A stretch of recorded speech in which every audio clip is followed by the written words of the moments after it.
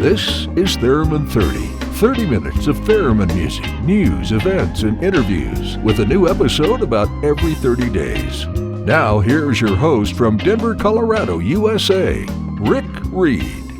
Hello there. Welcome to the final episode of Year 3 of the Theremin 30 podcast.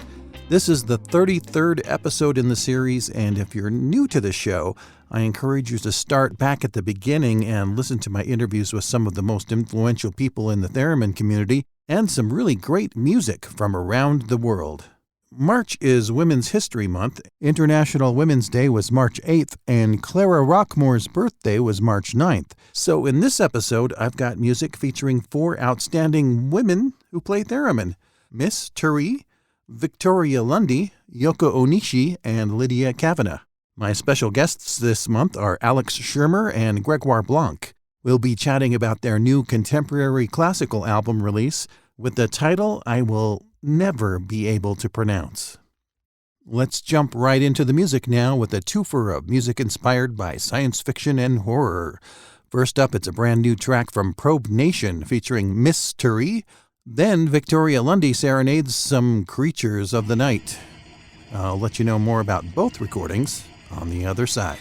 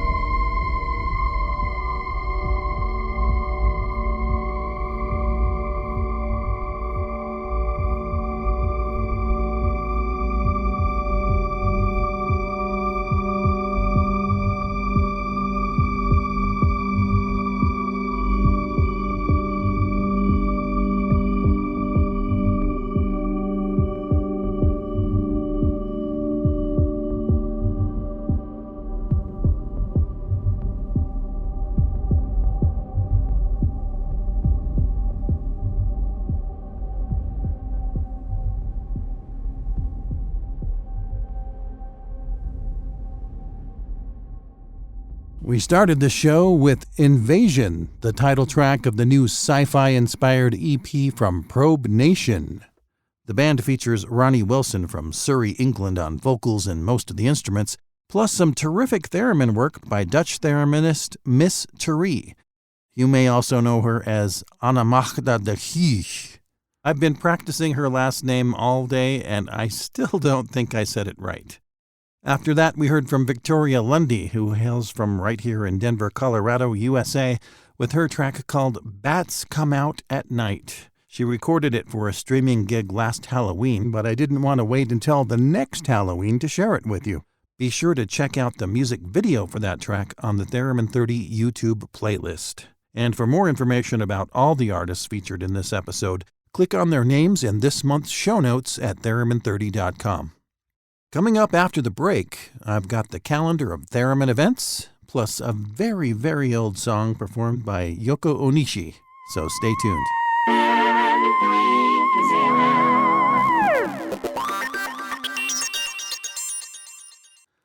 It's time now for a look at the Theremin 30 calendar of theremin events. On March 23rd, Dorrit Chrysler will perform live at the Friedman Gallery in New York City. On March 26th, About Aphrodite has a gig in Dortmund, Germany at the Industrial Museum. On April 1st, both Torvald Jorgensen and Greta Pistaceci will perform at fundraiser events to support humanitarian aid in Ukraine. On April 9th, Carolina Eick hosts an online masterclass. And on April 16th, Electric Travelers take the stage at Gallery Zing in Kobe City, Japan for an evening of electropop music. For details about these events and a whole lot more, check out the interactive calendar on theremin30.com. And if you have an event you'd like me to put on the calendar, send me all the details through the website, Twitter, or Facebook. I also want to take a moment now to share a couple of recent news items with you. Masami Takeuchi, inventor of the Matryomen handheld theremin, has a new book out called Theremin and I: Search for the Shapeless Sound. It includes some autobiographical content about his life and career over the last 25 years. Now, I would love to have Masami as a guest on the podcast, but I need to find an interpreter who's fluent in both English and Japanese. If you know someone who can help me out, please contact me through the website or social media. I also want to recognize Xiao Xiao, my interview guest in the August 2021 episode. She and her research colleagues in Paris just took second place in the annual Guthman Musical Instrument Competition with their singing theremin.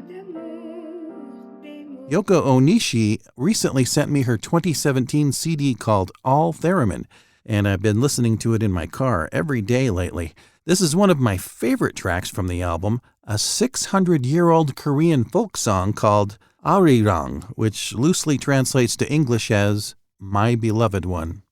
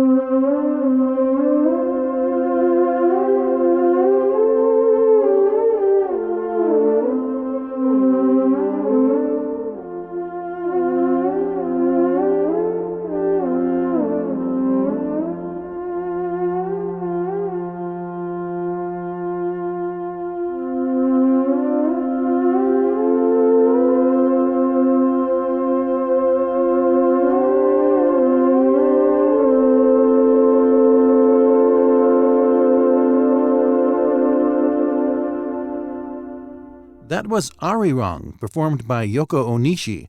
She hosts the RCA Theremin Evening live stream on YouTube the fourth weekend of each month. Click the link in the Theremin 30 calendar for details.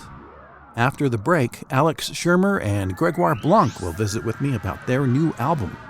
And later in the show, I'll play some experimental improvisation featuring Lydia Kavanagh. So stick around.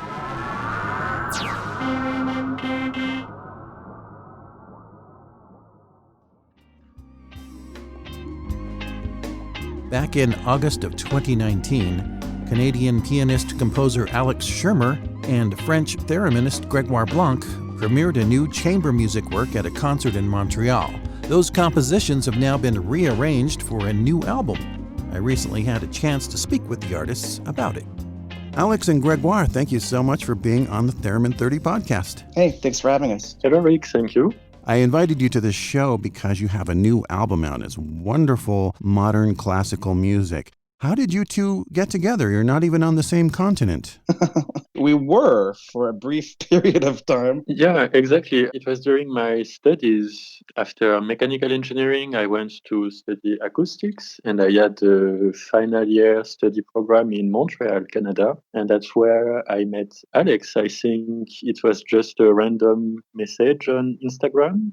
He told me that, okay, so you come here, it would be great to meet and try to collaborate. And we decided to work on a concert program to celebrate the 100th anniversary of the theremin at the time. And it led to a great concert with theremin, strings, and piano. There are so few theremin players or theremin enthusiasts in the world, and we find each other. Other than Grégoire, I had never met another thereminist in real life. I've got some theremin students, but this was and remains the only other interaction I've had in real life with another theremin player. How did you go about preparing for this concert? Was the music written before you met Grégoire? Some of the music existed more or less in the form that it was heard. Maybe for other instruments, there's some pieces that I quite loosely adapted from bassoon, but there wasn't that much that had to be changed. Now, some of the pieces existed perhaps only more conceptually. How did you get from the concert to the new album? It's been, 2.5 years? Yeah, so this probably would have happened a little bit more quickly, but I don't recall something major has happened over the last couple of years that has prevented some of these things, whatever that was. Yeah, what was it? So once we got funding to be able to record this, then it was sort of quite difficult to figure out how to record it. We had done on Grégoire's YouTube channel a sort of live performance of the entire concertino, and that day was the day the world sort of fell apart. So we all got there thinking we weren't totally sure what was going to happen anymore, and Grégoire had to be out of the country less than 24 hours later for fear that he would not be able to get back into France. And you'd be stuck with him for who knows how long. Yeah, that would have been terrible. We would have made a couple more albums, perhaps. But that happened, and then the next part was trying to think, how can we do this?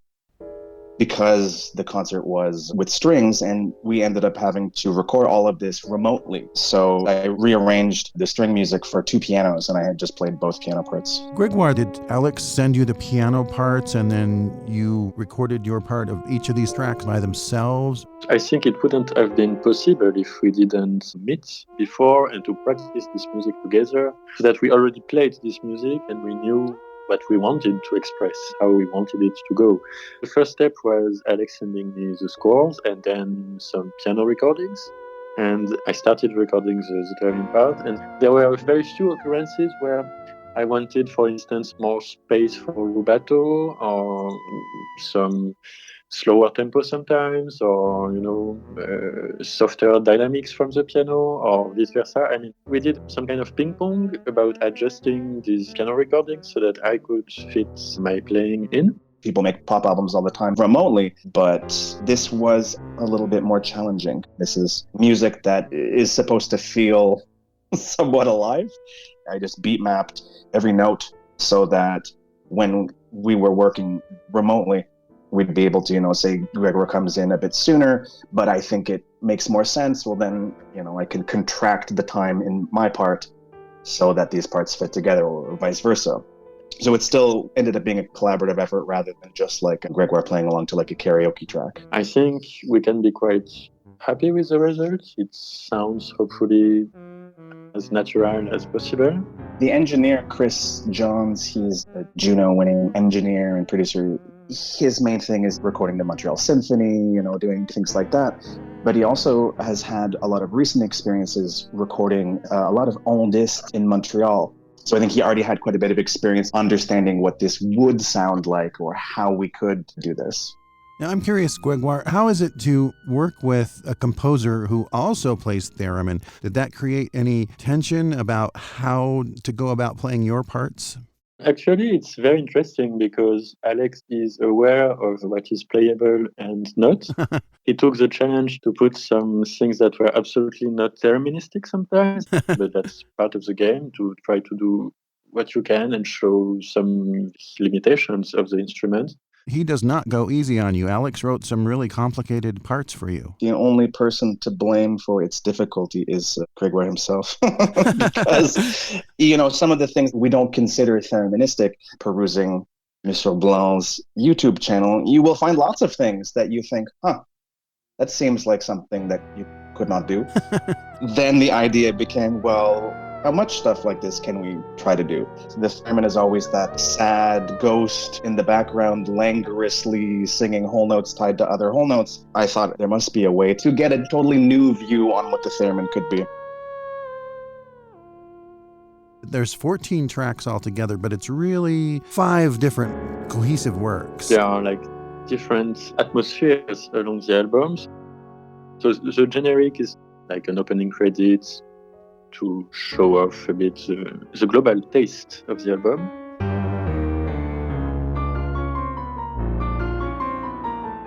Then there is the concertino, which is more symphonic thing for 2 pianos and theremin. Then we have the cowboy songs, which are more minimalistic, with just theremin and piano. Then we have the Acepas suite, which once again is more orchestral, because the strings were really, really important here.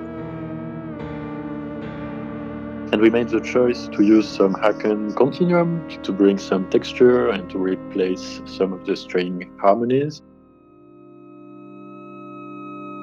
And we conclude with Paris en Feu, which is just for theremin and continuum, so that's a completely different mood. Well, Grégoire, I haven't said the name of the album yet because I don't pronounce French properly. So could you help us out on what the title of the album is and what it means to you?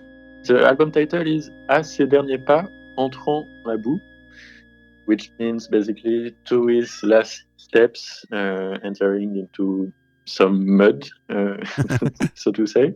Google says something like his last steps stepping into the mud. So that's pretty close? The idea was this was the Neil Armstrong moon landing quote. It's just a lot less optimistic. These are the final gasping breaths of humanity before we slink back into the muck that we came from. Ah. That's the crazy way Aleks likes to name things. So that explains the album cover. It looks like molten lava. Exactly. There's that scene in Fantasia with all the dinosaurs. That's us. Well, this album is available on Bandcamp, and you can listen to it for free, which is really cool. Or you can buy the download and support the artists, which I encourage our listeners to do. And you can also order a CD, a limited edition CD. Tell me about that, Grégoire. Well, I don't really know because I haven't seen the physical products yet. They have, yes, they're somewhere in transit. Yeah. Okay. But then Aleks, you tell me about it. But it's a global release. It's available everywhere, so on Bandcamp, Spotify, Apple Music, and this CD physical release. If people want to buy it, they should buy it through the Canadian Music Centre website or through my website. Thank you for being on the show and for sharing your music. I wish you much success with it. Sell a lot of CDs, and hopefully we'll get to see it on stage again soon. Great, thank you. That's wonderful, and thank you again for this incredible work that you are doing. Indeed. Really, you can be proud. To listen to the entire album from Aleks, Schürmer, and Grégoire Blanc, click on the link in this month's show notes at theremin30.com. Now let's finish this episode with some avant-garde improvisation featuring Lydia Kavanagh on theremin, Rick Jensen on saxophone, and Misha Maksalnikov on just about everything else. This is an excerpt of a live performance recorded on stage at Eclectic in London back in 2019.